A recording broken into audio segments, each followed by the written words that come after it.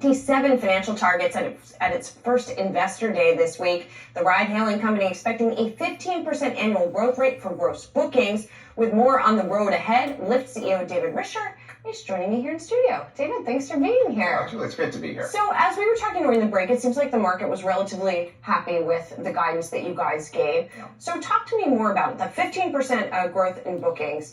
How do you get there? Is it about taking market share? Is it about bringing on new customers? Talk to me about the Talk to me, there. David. Sure. So the first answer is you get there through customer obsession, right? I mean, we're a scale business. So we do 2 million rides a day, every single day, 365 days a year.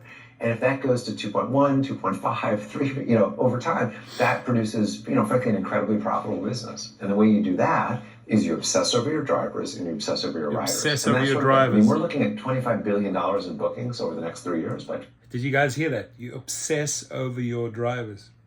I don't think so. 2027. And the only way you get there is just blowing your customers away.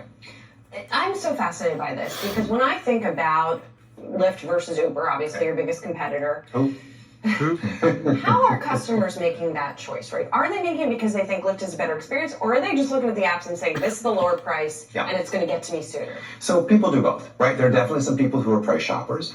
There are people who are time shoppers, right? Who's faster? Right now, I'm super happy to say that basically our timing is right on. It's right on. Like, you're not going to see a big gap there. And neither with price. In fact, often we're going to be a little bit cheaper there. So that's wonderful. But I think that's just the starting point. I mean, with so much in life, you worry about price, but then you think, is this an interesting or better experience? So that's why we launched Women Plus Connect, for example, that if you're a woman and you want a woman driver, you can do that, right? That's kind of it, and that's only available on us.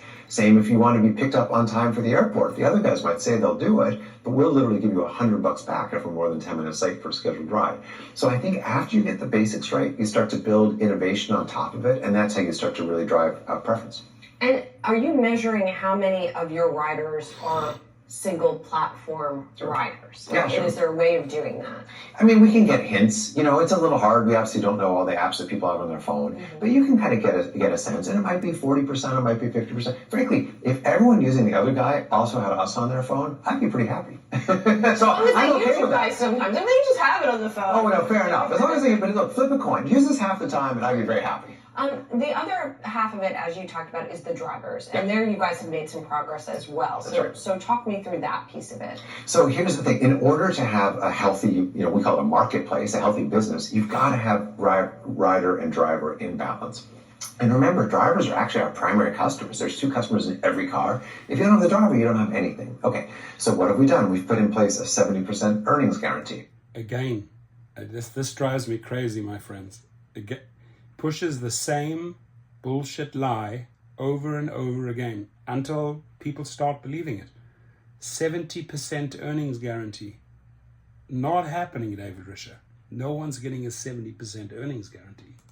This literally guarantees 100%, that every single week a driver will never make less than 70% of what the riders pay after all fees, like insurance. Usually it's more like after fees, like insurance. After all your external fees that you're taking out, then we're looking at making 40 to 50%.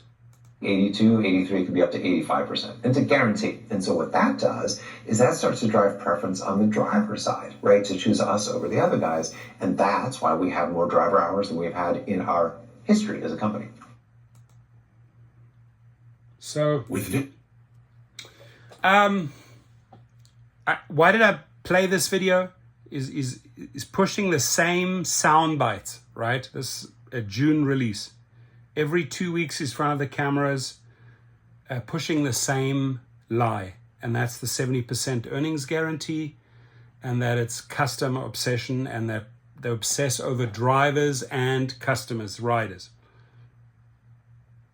I don't think they even obsess over riders. They gouge the riders, but they definitely do not obsess over the drivers. Your comments, please leave them below. Thank you.